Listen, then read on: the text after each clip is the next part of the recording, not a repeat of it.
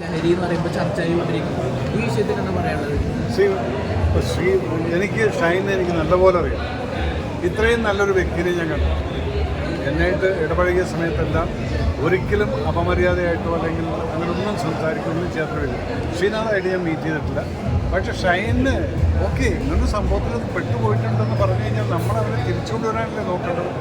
അതിനെ ഒരു ക്രിറ്റിസൈസും ചെയ്തുകൊണ്ട് ഒന്നിൽ നിന്ന് ഒന്നിലോട്ട് നിങ്ങളിങ്ങനെ വളർത്തിക്കൊണ്ട് പോയി കഴിഞ്ഞാൽ അതിന് ഞാൻ ആക്ച്വലി ആ കുട്ടി കംപ്ലയിൻറ്റ് ചെയ്ത കുട്ടിയുടെ പേര് ഞാൻ പറയുന്നില്ല. ആ കുട്ടിയുടെ ഇന്നത്തെ നിലപാടിനെ ഞാൻ ശരിക്കും പറഞ്ഞു കഴിഞ്ഞാൽ അപ്രീഷിയേറ്റ് ചെയ്യാം. കാരണം അവരൊരിക്കലും വിചാരിച്ചില്ല ഈ പേരെടുത്തിട്ടിടുമെന്നുള്ളത്. അവർക്ക് വന്ന വിഷമമാണ് പറഞ്ഞത്. അതുകൊണ്ടാണ് അവർ പറഞ്ഞത് ഞാൻ ഈ കേസ് ഞാൻ പിൻവലിക്കുന്നത്. I appreciate. പേരും സിനിമയുടെ പേരും പറഞ്ഞിട്ടില്ല, വ്യക്തിയുടെ പേരും കംപ്ലൈൻറ്റ് പ്രത്യേകം പറയരുതെന്ന് പറഞ്ഞിട്ടുണ്ടായിരുന്നു. എന്നിട്ട് അത് പുറത്തു വന്നതാണ്. അപ്പോൾ ആ കുട്ടിക്ക് വിഷമമുണ്ട്.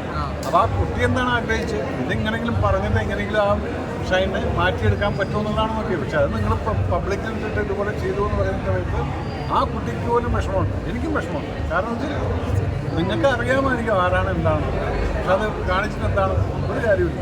വളരെ ന്യൂസ് വാല്യൂ ഉണ്ടാക്കിയെന്നുള്ളതല്ലാതെ. അപ്പോൾ ശരിക്കും പറഞ്ഞു കഴിഞ്ഞാൽ ഈ ഒരു കേസിൽ ഞാൻ ആ കുട്ടീനെയാണ് അപ്രീഷിയേറ്റ് ചെയ്യുന്നത്. ബിക്കോസ് ഷീ സെറ്റ് ഞാനിതൊരിക്കലും ആഗ്രഹിച്ചിട്ടില്ല, ഈ കേസ് ഞാൻ പിൻവലിക്കുന്നു. അതെ ഞാൻ അപ്രീഷിയേറ്റ് ചെയ്യുന്നത്. കാരണം സിനിമയുടെ പ്രൊമോഷനാണെന്ന് പറയണ്ടല്ലോ. അത് നിങ്ങൾക്ക് എന്ത് വേണമെങ്കിലും പറയാം. ആ കുട്ടി പറയുന്നത് ആളെ മാറ്റിയെടുക്കാമെന്നല്ല, ആളുടെ കൂടി ഇനി അഭിനയിക്കില്ല എന്നാണ് പറയുന്നത്. അപ്പം അത് മാറ്റിയെടുക്കാവുന്നുള്ള ഉദ്ദേശത്തിലല്ല ആ പരാതി കൊടുത്തെന്നുള്ളത് വ്യക്തമാണ്. അതെല്ലാം അതുപോലെ ഇമോഷനിൽ പലരും പറഞ്ഞു ഞാൻ ചെയ്യില്ല. പക്ഷെ കുറച്ച് നമ്മളൊന്ന് സമാധാനമാവുന്ന സമയത്ത് നമ്മളിങ്ങനെയുള്ള ഈ സമൂഹത്തിലിരിക്കുന്ന ആളുകൾ, ഞാനല്ലേ പറഞ്ഞത്, ഡ്രഗ്സിന് ആരടിമപ്പെട്ട് കഴിഞ്ഞാലും നമുക്കതൊരു രണ്ട് രീതിയിലെടുക്കാം. ഒന്ന് പോയി, രണ്ടെന്നാണ് തിരിച്ച് പിടിക്കാൻ നോക്കൂ. അപ്പോൾ അതിന് വേണ്ടിയിട്ട് നമ്മളെല്ലാവരും ഒരുമിച്ച് നിൽക്കണം. അതുകൊണ്ടാണ് ഞാൻ പറയുന്നത് ഇങ്ങനെയുള്ളൊരു ഇത് സിനിമക്കാർ മാത്രമല്ലല്ലോ, എല്ലാവരും ഇല്ലേ. സാർ, സിനിമക്കാരെന്ന് പറഞ്ഞാൽ സാധാരണ ജനങ്ങൾക്ക് മോഡൽസ് ആവേണ്ട ആൾക്കാരാണ്. അപ്പോൾ അവർക്ക് എതിരെ ഇങ്ങനെ ഒരു കംപ്ലൈൻറ്റ്, ഒരു പരാതി വന്നു കഴിയുമ്പോഴത്തേക്കും അത് അപ്പോൾ ഞാനൊന്ന് ചോദിക്കട്ടെ, നിങ്ങൾ ഷൈനെ മാത്രം പിടിച്ചിട്ട് മോഡൽ ഇങ്ങനെ ആക്കിയെന്ന് പറയുന്നത്, ഞാൻ മേജർ രവി ഒരു പട്ടാളക്കാരനായിട്ട് ഇത്രയും കാലമായിട്ട് ഞാൻ മദ്യപിക്കാത്തൊരു വ്യക്തി, എന്തുകൊണ്ട് നിങ്ങൾ ആ ഉദാഹരണം പറഞ്ഞുകൊണ്ട് പിള്ളേരുടെ കള്ളുപിടിക്കരുതെന്ന് അതല്ല, ഇതൊരു സോൾവ് ചെയ്യുന്നത് പോസിറ്റീവാണ്. ഞാൻ എപ്പോഴും പോസിറ്റീവായിട്ട് കാണുന്ന വ്യക്തി. കാരണം ഞാൻ പറഞ്ഞത്, ഞാൻ അറിയുന്ന ഷൈൻ പല സദസ്സിലും ഞാൻ കണ്ടിട്ടുണ്ട്. ഇത്രയും ഭവ്യതയിലും മര്യാദയിലും സംസാരിക്കുന്ന ഒരു വ്യക്തിനെ ഞാൻ വേറെ കണ്ടിട്ടില്ല. അപ്പോൾ ഡ്രഗ് അടിച്ചിട്ടോ അല്ലെങ്കിൽ അതടിച്ചിട്ടോ അത് ഇപ്പോഴൊന്നും കാണില്ലായിരിക്കും. പക്ഷെ അതിൽ നിന്ന് നമ്മൾ തിരിച്ചു കൊണ്ടുവരികയാണ് വേണ്ടത് ഈ ആൾക്കാരെ. ഞാൻ ഇനി ഷൈനെ കാണുകയാണെങ്കിൽ പിടിച്ചിരുത്തി ഞാൻ അവനെ അഡ്വൈസ് എന്ന് പറഞ്ഞാൽ അത് ശരിക്കും തലയ്ക്ക് കയറുന്ന രീതിയിൽ. ഞാൻ റീസെൻ്റ്ലി ഒരു കുട്ടീനെ ഞാൻ കണ്ടായിരുന്നു, 17 വയസ്സുള്ള ഒരു പെൺകുട്ടീനെ. സാറിപ്പം പറയുന്നതിലൂടെ ഷൈൻ ഇതിന് ഈ ഒരു ഉപയോഗം ഉണ്ടെന്ന് തന്നെയാണ് സാറിപ്പം പറയുന്നത്.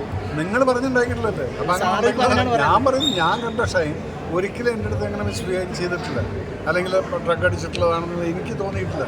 പല സ്ഥലത്തും ഞങ്ങൾ പല കാര്യങ്ങളും സംസാരിച്ചിട്ടുണ്ട്. അപ്പം അങ്ങനെയുള്ള നിങ്ങൾ പറയുന്നത്, നിങ്ങൾ ഉണ്ടാക്കുന്നത്, നിങ്ങൾ എന്തിനാണ് ഈ നെഗറ്റീവ് മാത്രം കാണുന്നത്? അതെ, ഷൈനെ വേട്ടയാടാനായിട്ടുള്ള വ്യക്തി പ്രൈവറ്റായിട്ട് കൊടുത്തൊരു പരാതിയാണ്. ആ പരാതി പബ്ലിക്കിലേക്ക് വന്നത് സിനിമയിലുള്ള സംഘടനകൾ തന്നെയാണ് പുറത്തുവിട്ടിരിക്കുന്നത്. അതുകൊണ്ടല്ല ആ കുട്ടി പറഞ്ഞത്. ആ കുട്ടി എന്താ പറഞ്ഞത്? ഇത് ഞാൻ ഒരിക്കലും ആഗ്രഹിച്ചിട്ടില്ല, ആ പേര് വരണമെന്ന്. അതുകൊണ്ട് ഞാൻ കേസ് പോലും വിഡ്രോ ചെയ്യുമെന്നുള്ളതാണ് പറഞ്ഞിരിക്കുന്നത്. അതിനെ നമ്മൾ അപ്രീഷിയേറ്റ് ചെയ്യണം. സിനിമ സംഘടനകൾ പോലും ഒരു വിശ്വസിച്ചൊരു പെൺകുട്ടിക്ക് പരാതി കൊടുത്താൽ പോലും സംരക്ഷിക്കാൻ കഴിവില്ല എന്ന് തോന്നുന്നു. അത് സിനിമ സംഘടനയോട്, ഞാൻ ഈ ഒരു സംഘടനയിലും അധികം ഇൻവോൾവ് ആകാത്ത വ്യക്തിയാണ്. എല്ലാത്തിലും മെമ്പർഷിപ്പ് ഉണ്ട്, പക്ഷെ ഒരിടത്തും ഞാൻ ഇൻവോൾവ് ആകാത്ത. ഞാൻ എൻ്റെ പണി നോക്കുന്നത് എനിക്ക് നാക്ക് വേദനിക്കുന്നുണ്ട് മോനെ, എന്നെ കൂടെ പറയാൻ വയ്യ. ഒരു ക്വസ്റ്റ്യൻ ഉണ്ട് സാർ, അതായത് ഈ ലഹരി ഉപയോഗം, സിനിമയിലെ ലഹരി ഉപയോഗം കുറേ കാലമായി ചർച്ച ചെയ്യുന്നുണ്ട്. ഇപ്പോൾ 2025 വീണ്ടും ചർച്ച ആകൊണ്ടിരിക്കുന്നത് ലഹരി നിയന്ത്രിക്കാൻ സിനിമയിലെ ആൾക്കാർക്ക് ഇതുവരെ കഴിഞ്ഞിട്ടില്ല, ഒരു സംഘടനക്കും കഴിഞ്ഞിട്ടില്ല. സിനിമ സെറ്റിൽ നിന്നാണ് ഷൈൻ്റെ വായന ഒരു വെള്ളപ്പൊടി എന്ന് ഓർമ്മ വരുന്നത്, സിനിമ സെറ്റിൽ നിന്നാണ്. എനിക്ക് ഡ്രഗ്സിനെ കുറിച്ച് അറിയില്ല, ഈ പൊടി എന്താണ് അല്ലെങ്കിൽ കഞ്ചാവ് മാത്രം വലിക്കുന്നതാണെന്നുള്ള എനിക്കറിയാം. പിന്നെ MDMA എന്നൊക്കെ കേട്ടിട്ടുണ്ട്. ഞാൻ ഇന്നവരൊന്നും കണ്ടിട്ടില്ല. പിന്നെ ഒരു വെളുത്ത പൊടി തുപ്പിക്കളഞ്ഞു എന്ന് പറയുന്നത്. അപ്പോൾ അങ്ങനെയാണെങ്കിൽ വെളുത്ത പൊടി തുപ്പിക്കളയാന്ന് പറഞ്ഞാൽ ഈ ട്രക്കല്ലേ തുപ്പിക്കളഞ്ഞിരിക്കുന്നു. അപ്പോൾ അതിനെനിക്കൊരു ലോജിക്ക് മനസ്സിലാവുന്നില്ല എന്താണെന്നുള്ളത്. ഒരുപാട് ലൊക്കേഷൻസിൽ പോയിട്ടുണ്ടാവും, ഒരിക്കലും അവിടെ ഒരു ഞാൻ ഇന്നേ വരെ ഞാൻ അഭിനയിച്ച പടങ്ങളിലോ അല്ലെങ്കിൽ എൻ്റെ സെറ്റിലൊന്നും ഒരിക്കലും വരില്ല. അത് ഞാൻ അഭിനയിച്ച പടത്തിലൊന്നും ഒരിക്കലും ഞാനത് കണ്ടു. എനിക്ക് ആ സ്മെല്ല് പോലും കിട്ടിയില്ല. അതുണ്ടെങ്കിൽ ഞാൻ പറയാം. പറയപ്പെടുന്ന സിനിമ ലൊക്കേഷനിൽ ലഹരി ഒഴുകുന്നു എന്നാണ്. ഞാൻ അങ്ങനെ സിനിമയിൽ ഞാൻ അഭിനയിച്ചിട്ടില്ല. ഒരുപക്ഷെ എന്നെ ആവശ്യമില്ലെന്ന് വിചാരിച്ചുകൊണ്ട് വിളിക്കാതിരിക്കുന്നതായിരുന്നു. ഞാൻ പോയിട്ടുള്ള ഒരു സെറ്റിലും ഞാനിതുപോലെ ഒരു ലഹരിയോ അല്ലെങ്കിൽ കഞ്ചാവൊന്നും ഞാൻ കണ്ടിട്ടില്ല. നിർത്തട്ടെ. Okay okay